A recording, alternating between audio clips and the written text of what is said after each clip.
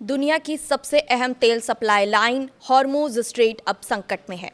America ने Iran को सिर्फ 48 घंटे का अल्टीमेटम दिया है कि अगर 48 घंटे में हॉर्मुज़ स्ट्रेट नहीं खोला गया तो अमेरिका ईरान के पावर प्लांट्स पर हमला करेगा।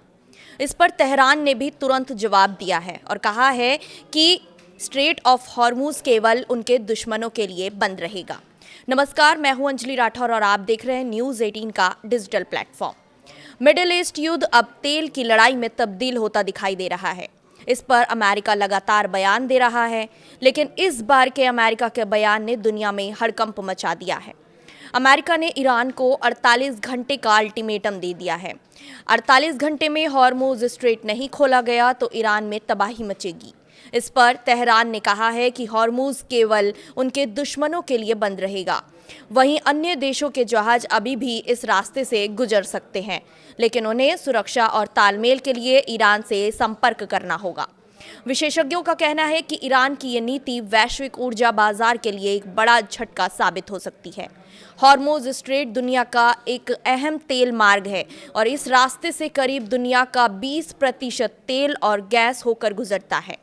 ईरान की ओर से संदेश थोड़ा विरोधाभासी जरूर है, लेकिन संयुक्त राष्ट्र में ईरान के जो राजदूत हैं उन्होंने कहा है कि हॉर्मुज़ को बंद करने का कोई इरादा नहीं है। लेकिन ईरान के जो नए सर्वोच्च नेता हैं मोज्तबा खामनेई, उन्होंने ये साफ संकेत दिया है कि इसे रणनीतिक हथियार की तरह इस्तेमाल किया जाएगा। अमेरिकी रक्षा खुफियों का आकलन देखें तो ईरान इस मार्ग को 1 से 6 महीने तक नियंत्रित करने की क्षमता रखता है। इसका मतलब है कि अगर हालात बिगड़े तो ग्लोबल तेल सप्लाई पर सीधा असर पड़ेगा। अब सवाल है कि हॉर्मुज़ स्ट्रेट क्यों इतना अहम है। ये रास्ता मिडिल ईस्ट से एशिया और यूरोप को जोड़ता है। भारत, चीन, जापान और कई ऐसे यूरोपीय देश जो तेल सप्लाई इसी रास्ते से करते हैं। अगर ये रास्ता बंद हो जाता है तो तेल की कीमतें बढ़ जाएंगी, तेल सप्लाई नहीं हो पाएगा और ग्लोबल अर्थव्यवस्था, शेयर मार्केट, सप्लाई चेन पर भी इसका प्रभाव होगा। भारत में पेट्रोल डीजल महंगा हो जाएगा, फ्लाइट टिकट की कीमतें भी बढ़ सकती हैं और महंगाई का असर आम आदमी की जेब पर पड़ सकता है। सिर्फ अमेरिका ही नहीं, ईरान भी और इजराइल भी इस संकट से जूझ रहे हैं।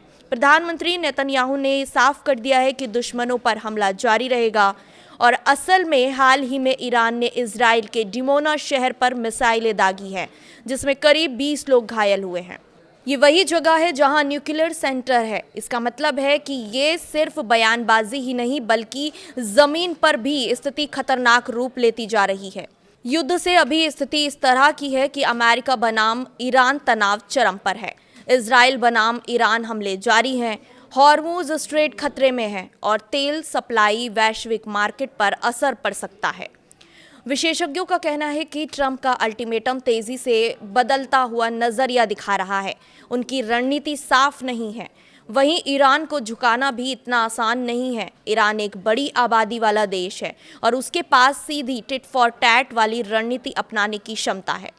मिडिल ईस्ट से चले युद्ध के हिसाब से अगले 48 घंटे बहुत ज़रूरी हो गए हैं।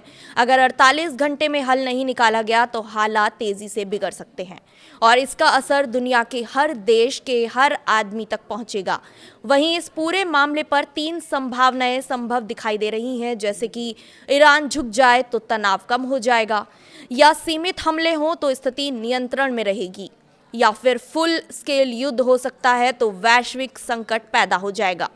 ये युद्ध सिर्फ अंतर्राष्ट्रीय राजनीति की खबर नहीं है, इसका असर हर आम आदमी तक पहुंचेगा। पेट्रोल डीजल महंगा हो जाएगा, ट्रैवल खर्च बढ़ जाएगा, महंगाई का दबाव भी बढ़ सकता है। हम इस स्थिति पर नज़र बनाए हुए हैं। तब तक के लिए आप बने रहें न्यूज़ 18 के साथ।